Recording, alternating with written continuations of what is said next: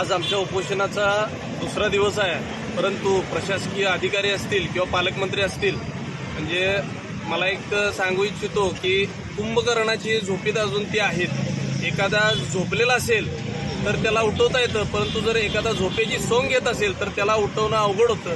आज आमच्या भेटीस विक्रमदादा सावंत जतचे आमदार, म्हणजे कार्यशील आणि कर्तृत्ववान आमदार आम्हाला भेट देऊन या गोष्टींना त्यांचाच लढा होता. पहिल्यापासून त्यांनीच या मुद्दे मांडून हे चालू होतं.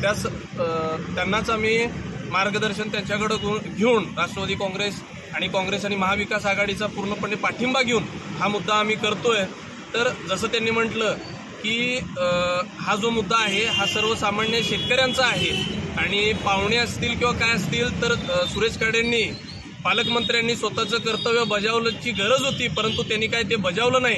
कदाचित त्यांचं काहीतरी साठलोटा असेल असं आम्हाला शंका वाटते. त्यामुळे अजून सुद्धा आतमध्ये पालकमंत्री साहेब आहेत. जाताना सुद्धा आज आम्ही इथं बसलोय, म्हणजे आमचा हा मोर्चा असेल तिथं वंचितचा मोर्चा आहे त्यांच्या विरोधातला, तिथं एसटी डेपोवाल्यांचा कामगारांचा आहे. म्हणजे सर्व कामगार वर्ग जो आहे हा इथं बसलेला आहे. पालकमंत्र्यांचं काही नवं नाही आहे. जतमध्ये ते होतेच आमदार, तिथं कधीही त्यांनी लोकांसाठी काही केलेलं नाही. दुष्काळ घालवण्याचा प्रयत्न. सांगलीचे पालकमंत्री झाले, सांगलीच्या गळ्यात धोंडाच पडलेला आहे. मी वारंवार तेच म्हणतोय.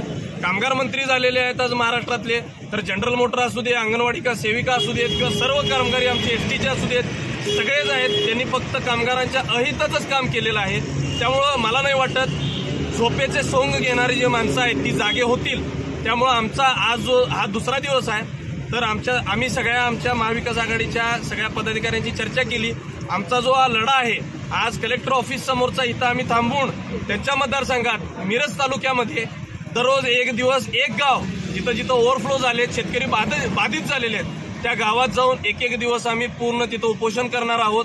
शेतकऱ्यांची भेटी काढणार आहोत आणि हाच मुद्दा परत कुठंतरी वरिष्ठ नेते आमचे असतील, विक्रमदादा असतील, जयंत पाटील साहेब असतील, आमचे मनोजबाबा शिंदे असतील, बजाज साहेब असतील, विशालदादा असतील, यांच्याकडे मांडून काहीतरी उपमुख्यमंत्र्यांकडून किंवा वरिष्ठ शासनांकडून, जसं मी काल म्हटलो की कोणतरी हुशार कर्तृत्ववान भाजपचा एखादा उमेदवार त्यांना म्हणजे त्या पदावरती कामगारांचे कळवळ असेल, भाजपचा एखादा नेता तिथं त्यांचं लगेच त्वरित पद काढून राजीनामा घेऊन तिथं द्यावं आणि सर्व कामगारांचा तुम्हाला म्हणजे भाजप सरकारला विनंती की एक चांगलं त्यांना तुम्हाला एक म्हणजे त्यांच्याकडून खूप चांगलं तुम्हाला आशीर्वाद मिळेल.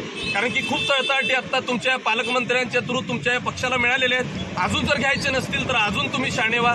चांगला एखादा तुम्ही आमदार असेल त्यांना ते पद देऊन कुठंतरी पूर्ण कामगार वर्गाला महाराष्ट्रातल्या सुजलाम आणि सुफलाम करायचं तिथं काम